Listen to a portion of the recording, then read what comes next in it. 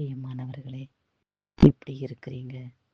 இயேசு கிறிஸ்துவின் மகிமுள்ள நாமத்தினாலே, அவர் வல்லமுள்ள கிருபையினாலே நாம் இந்நாள் வரை சுகமாய் வாழ்ந்திட அவருடைய தயவு நம்மளோடு இருந்ததற்காய் அவரை நன்றியோடு கூட ஸ்தோத்திரிப்போம். கிருபையினாலும் வல்லமையினாலும் நாம் முடிசூடப்பட்டிருக்கிறோம். அவருடைய கரங்களிலே நாம் வரையப்பட்டிருக்கிறோம். அவருடைய உள்ளங்கரங்களிலே நம்மை வரைந்திருக்கிறார். நம்மளை பாதுகாத்துக் கொள்வதற்காக. அதற்காய் தேவனை ஸ்தோத்திரிப்போம். இதோ ஆண்டவரே, என்னை உம்முடைய கையிலே வரைந்திருக்கிறதற்காய் உமக்கு ஸ்தோத்திரம் என்று அவருக்கு நாம் நன்றி பலி செலுத்தக்கூடியவர்களாக காணப்படுவோம். இது வேதத்தை வாசித்து தியானித்து கடந்து வருவோம். இது தத்தளிப்பின் பாத்திரத்தை உன் கையிலிருந்து நீக்கி போடுகிறேன் என்று ஏசாயா 51 22 வசனத்திலே இப்படியாய் சொல்லியுள்ளது. தத்தளிப்பின் பாத்திரம் என்றால் என்ன என்று நாம் சிந்திப்போமானால், நம்மளால தாங்க முடியாம, நம்மால சுமக்க முடியாம எத்தனையோ தீங்குகள், துக்கங்கள், துயரங்கள், பெருமூச்சு விட்டு அழிகிற வேதனை நம்மளுடைய துக்கத்தை அடைக்கிறதல்லவா? தாங்க முடியாத வேதனை, தாங்க முடியாத சுமை நம்மளை அழுத்துகிறதல்லவா? இதைதான் தத்தளிப்பின் பாத்திரம் என்று சொல்லப்படுகிறது. இப்பேற்பட்ட தீங்கிலிருந்து, துக்கத்திலிருந்து கர்த்தர் உங்களை விடுவிக்க வல்லவராயிருக்கிறாராம். உன் கையில் இருக்கும் தத்தளிப்பின் பாத்திரத்தை நான் நீக்கி போடுவேன். என் மகளே, என் மகனே, கவலைப்படாதே, துக்கப்படாதே. எப்படி வாழ்வோம், எப்படி பிள்ளைகளை வளர்ப்போம் என்று சஞ்சலப்படாதே.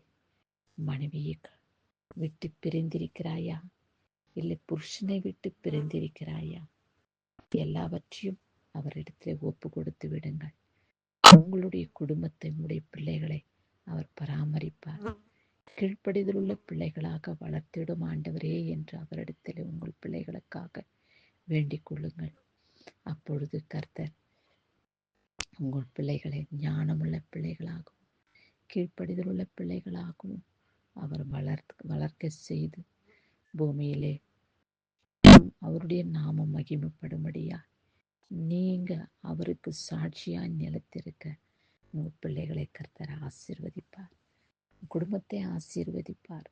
உங்கள் தேவைகள் ஒவ்வொன்றையும் அவர் சந்திப்பார்.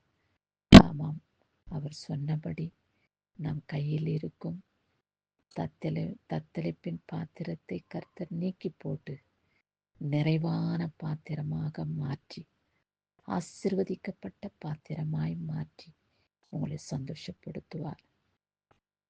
யார் உங்களை பார்த்து ஏளனமாய் நினைத்தார்களோ, யார் உங்களை பார்த்து ஏளனமாய் சிரித்தார்களோ, அவர்களுக்கு முன்பாக அவர்கள் தலை குனியும்படி உங்களை கர்த்தர் உயர்த்துவார்.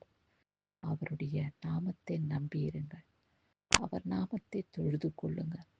அவருடைய நாமத்துக்கு மகிமையாக, இயேசுவின் நாமத்துக்கு சாட்சியாக நீங்கள் வாழும் பொழுது நிச்சயமாகவே முடிவுண்டு. என் மகளே, என் மகனே, உன் நம்பிக்கை வீண் போகாது என்று உங்களை ஆசீர்வதிப்பார்.